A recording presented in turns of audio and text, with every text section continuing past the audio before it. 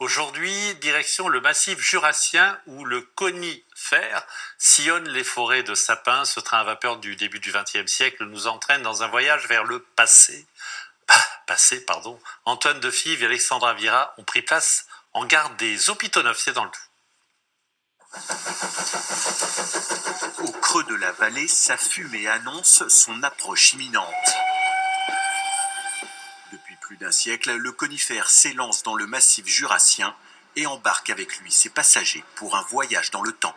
Je vais contrôler ceci, vivre l'expérience du passé, la vapeur, comment on était transporté dans le temps, revivre un train du passé, c'est un bonheur absolu. Le train à vapeur longe la frontière suisse durant 8 km et relie le village des Hôpitaux Neufs à la Fontaine Ronde. Sa locomotive, une Tigerli de 1915, c'est Méline, 17 ans à peine, qui s'occupe d'alimenter la chaudière. C'est un honneur de conduire une machine aussi ancienne. Il y a beaucoup de choses à savoir parce que c'est assez complexe à conduire quand même. Il faut toujours avoir du feu et avoir de l'eau et c'est ça qui est compliqué à gérer. Perché à 1000 mètres d'altitude, le conifère serpente lentement dans les prairies et les forêts de sapins. Un voyage au rythme d'autrefois pour une immersion dans le passé ferroviaire de la région. Là, on a le temps d'apprécier la verdure autour de nous, le paysage. Je retrouve les sensations de mon enfant. Si vous êtes à la fenêtre, vous prenez les escarpilles dans les yeux, vous sentez la fumée quand vous rentrez chez vous, voilà quoi. C'est tout ça.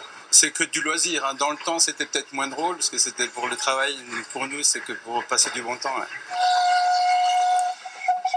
Détruite au milieu du XXe siècle, puis tombée dans l'oubli, la ligne de chemin de fer a été remontée par un groupe de passionnés. Une renaissance progressive et unique en France. On est arrivé en 1993, et là, on a recréé la ligne. Il n'y avait plus de voies, il n'y avait plus rien. On a coupé les bois, il y avait des bois qui faisaient 20 mètres de haut dans la forêt, et on a nivelé la plateforme, on a mis du ballast, et on a reposé des voies le samedi et le dimanche avec les bénévoles. À l'avenir, l'association projette de reconstruire la ligne dans son intégralité.